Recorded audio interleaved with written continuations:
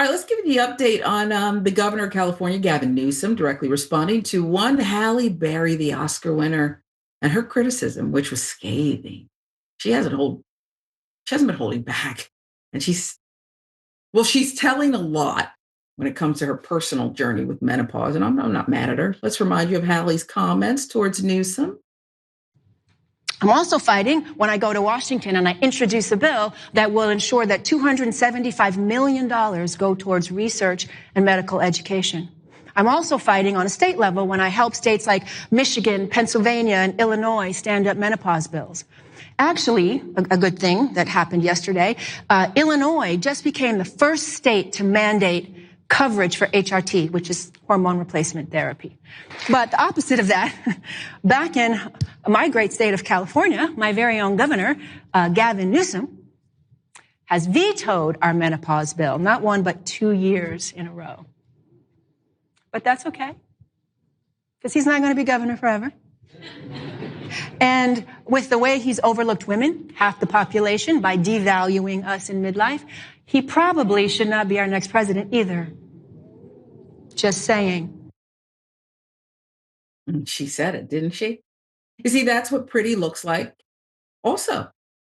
And that's what getting pretty good results is, too. That's what that looks like, because guess what?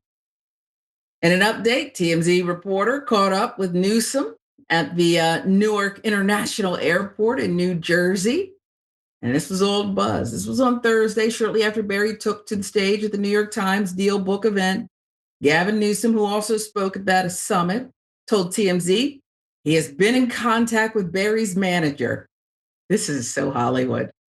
We're reconciling that. I've included it in the budget next year. She didn't know that, Newsom said about Berry. It's unclear if Berry's comments had any influence in pushing the bill forward. I can tell you they did.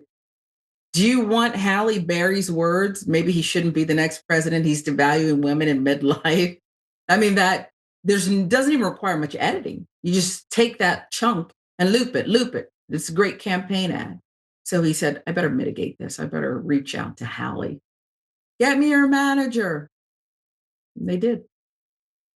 In Newsom's office, they also released a statement. Governor has deep admiration for Ms. Berry's advocacy on women's issues. He looks forward to working with her and other stakeholders on this critical issue, the statement said, per People magazine, another Hollywood avenue. He vetoed the bill because, as written, it would have unintentionally raised healthcare costs for millions of working women already stretched thin, something he's determined to avoid. We're confident that by working together this year, we can expand access to essential menopause treatment while protecting women from higher bills. The bill Berry appeared to be referring to, AB 432, was vetoed by Newsom in October.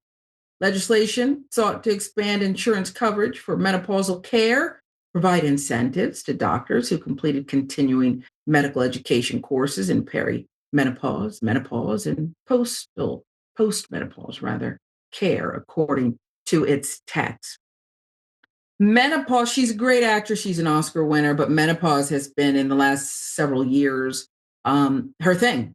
She's bringing awareness. She's talking about it. She's going into graphic detail of things she's gone through, and pretty much every woman is going to deal with at some point in her life. This is Hollywood. This is star power, Jackson, and she's getting it done. How big a blow would this have been to Gavin Newsom? And it's not a done deal yet, if he would have just ignored it and let it go. Oh, well, I think that, I mean, just when it comes to politics, he has an opportunity to address this. He did address it a little bit, but, if he's serious about keeping costs down, then he has, going forward, he can bring this back up and try to refine it such that costs stay down and stay affordable. So outside of that, I mean, the reality of Gavin Newsom is, he definitely has issues. I think that he's likely to be the next president of the United States. We'll see who else jumps into the race. It's still quite some time before that happens. I think that if someone's going to beat him out, they're going to have to, have some type of really strong, fiery brand behind them. But again, right now, I just don't know who that'd be. Gavin is very well positioned within the Democratic establishment. He's going to be able to get all the money he could possibly need. Um, and just with how unpopular Republicans are right now, and with the Trump presidency, it's pretty much a guarantee that a Democrat's going to be president next anyway. I'm hoping that we get some more progressive politicians who, are really able to whip up some strong ground support.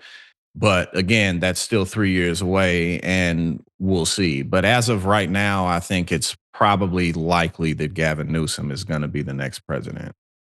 Okay. Well, it'll be bloody. We can agree on that, right? You got Shapiro in Pennsylvania who's calling Kamala a liar and she lied about me. And so, you're going to have this Mayor Pete pop back up into things too. I mean, it's going to be messy.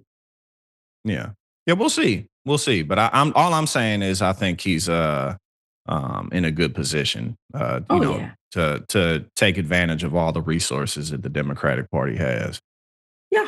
And some people like that. And others say this is a disaster in the making. Who knows? It seems to be that one Barack Obama is in his corner. It's just a sense I get. And there's some things going on behind the scenes, but we'll see.